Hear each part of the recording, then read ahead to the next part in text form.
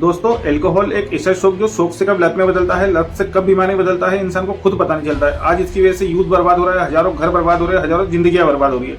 लेकिन क्या आपने कभी सोचा है अल्कोहल हमारे शरीर में जाकर ऐसा क्या करती है जिसकी वजह से हमें इसकी लत लग जाती है? नहीं। चलो मैं आपको बताता हूँ। दोस्तों, मैं दावे से कह सकता हूँ आपकी नज़र में एक ना एक ऐसा व्यक्ति जरूर होगा जिसे शराब की लत होगी। सर्च करने पे हमें पता चलता है सब डोपामाइन की वजह से होता है, लेकिन दोस्तों ऐसा नहीं है।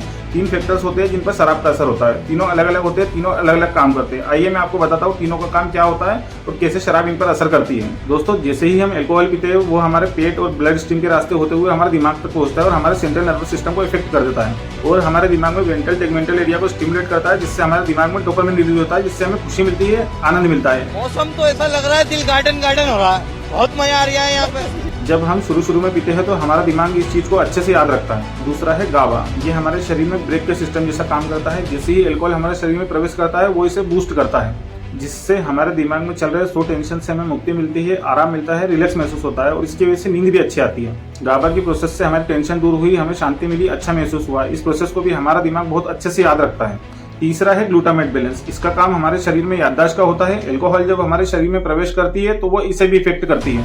ग्लूटामेट, इसके 2 काम होते हैं। पहला, मेमोरी कंसोलिडेशन। अक्सर आपने देखा होगा कि रात में लोग जरूरत से ज्यादा शराब पीने पर सो जाते हैं। सुबह उनसे उठकर पूछो कि रात में क्या हुआ तो उन्हें कुछ याद नहीं रहता। वो इसी की वजह से होता है। जैसा कि मैंने आपको बताया, ग्लूटामेट का काम याददाश्त रखना भी होता है, तो वो इस बात को हमेशा याद रखता है कि कब आपने पी थी, कब आपको पीने से मजा आया था, और वो इस चीज का यूज उस समय करता है जब आप शराब पीना छोड़ने की कोशिश करते हैं। आइए हम आते हैं हमारे फाइनल चैप्टर पे। लगातार शराब पीने से हमारे दिमाग में गाबा बढ़ जाता है और ग्लूमेट जो हमें एक्साइटेड रखता है वो दब जाता है। हमारे दिमाग को ऐसा लगता है कि शराब पीने से ही हमें सुकून मिलेगा, उसी से हमें अच्छा लगेगा। शराब का आदी व्यक्ति जब कुछ समय शराब नहीं पीता है तो गाबा की प्रोसेस की वजह से उसे जो सुकून मिलता था, रिलैक्स मिलता था, वो बंद हो जाता है। नींद भी उसे चैन से नहीं आती, वो बेचैन हो जाता है। शराब की वजह से हमारे दिमाग में जो डोपामाइन रिलीज होता था वो रिलीज होना बंद हो जाता है। हमें डोपामाइन की क्रेविंग होने लगती है।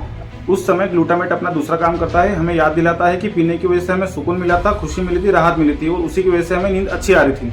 डोपामाइन और गाबा की प्रोसेस ना होने की वजह से हमें खुशी नहीं मिलती, चैन नहीं मिलता, नींद नहीं आती। तब हमारा ब्रेन हमें शराब की ओर आकर्षित करता है और हम शराब पीने निकल पड़ते हैं और कहते हैं दारू बंद कल से।